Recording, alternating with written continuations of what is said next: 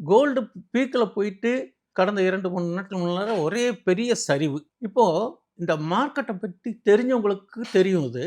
மேலோட்டமா போயிட்டு தங்கம் ஏறிக்கிட்டே இருக்கு அப்படின்னு போயி ஒரு ஸ்பெக்குலேஷன் அடிப்படையில வாங்கினால், அது ஏமாற்றத்துக்கான வாய்ப்புகளும் உண்டு. ஒரு பிரைஸ அசஸ் பண்ணணும்.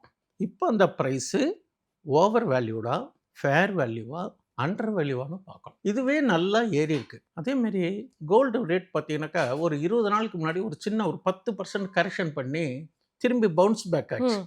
அதுல ஏறுனது நல்லாவே ஏற்றம் கொண்டது. அப்போ அந்த சார்ட்ட நீங்க பார்த்தீங்கன்னா தெரியும். இது technical knowing persons easily understand. அப்போ வந்து இந்த இதுலேருந்து இப்ப இந்த மட்டத்திலருந்து எடுத்த உடனே மறுநாள் காலையில ஓப்பனிங் இப்படி கேப் அப்ல ஓப்பன் ஆச்சு. இந்த கேப் அப்ல ஓப்பன் ஆகி அப்படியே போய்க்கிட்டு இருக்கு. மார்க்கெட்ட பொறுத்தவரையும் இண்டெக்ஸா இருக்கட்டும், மெட்டல்ஸா இருக்கட்டும், கமோடிட்டியா இருக்கட்டும், கரன்சியா இருக்கட்டும். இந்த கேப் அப்ல ஓப்பன் ஆச்சுன்னா, ஒரு சர்டன் இடத்துக்கு மேல போயிட்டு ஹையர் ஹை போறபோது கண்டிப்பாக ப்ராஃபிட் புக் வரும். அப்ப என்ன பண்ணணும், இங்க வாங்கியிருக்கிறவங்க சாமர்த்தியமா தன்னுடைய லாபத்தை பதிவு செய்திருக்க வேண்டும். இது சந்தையை பற்றி தெரிந்தவர்கள் பதிவு செய்திருப்பார்கள்.